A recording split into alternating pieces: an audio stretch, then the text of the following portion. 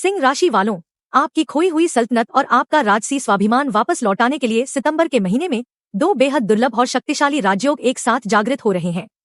अगर पिछले कुछ समय से आपकी काबिलियत पर सवाल उठाए जा रहे थे और आपकी मेहनत का श्रेय दूसरे छीन रहे थे, तो अब ब्रह्मांड का पूरा समीकरण आपके पक्ष में झुकने वाला है। इस महीने की 7 तारीख को आपके धनेश और लाभेश ग्रह बुध अपनी स्वयं की उच्च राशि कन्या में आपके द्वितीय यानी धन भाव में प्रवेश करेंगे, जिससे एक अत्यंत दुर्लभ और उत्तम धन योग का निर्माण होगा। इसके ठीक बाद 17 तारीख को आपके लग्नेश सूर्य देव भी इसी धन भाव में विराजमान होकर महाप्रतापी बुधादित्य योग बनाएंगे।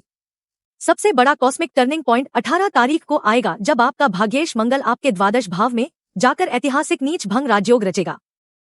जब भाग्य का स्वामी नीच का होकर भी राजयोग बनाए, तो इंसान हारी हुई बाजी को पलटकर सीधे सत्ता के सर्वोच्च शिखर पर बैठता है और उसके गुप्त विरोधी अपने आप घुटनों पर आ जाते हैं। द्वितीय भाव में बन रहा बुधादित्य योग और तृतीय भाव में शुक्र का स्वराशि गोचर आपकी वाणी में ऐसा गजब का आकर्षण पैदा करेगा कि व्यापार, बैंकिंग, शेयर बाजार या सरकारी क्षेत्र से जुड़े लोगों के रुके हुए पैसे अचानक वापस आने लगेंगे और आपके द्वारा लिए गए जोखिम कई गुना बढ़कर लाभ देंगे। लेकिन सिक्के का दूसरा पहलू यह है कि आपके अष्टम भाव में शनि देव वक्री अवस्था में विराजमान है और आपकी ढैया चल रही है। साथ ही सप्तम भाव में बैठा मायावी राहु व्यापारिक साझेदारियों में भ्रम पैदा कर सकता है। अष्टम शनि के प्रभाव से कार्यस्थल पर आपके ही करीबी लोग पीठ पीछे षड्यंत्र रच सकते हैं या अचानक कोई कानूनी और कागजी अड़चन सामने आ सकती है। इसके अलावा लग्न भाव में सूर्य और केतु की उपस्थिति आपके भीतर अहंकार और वैराग्य की भावना ला सकती है।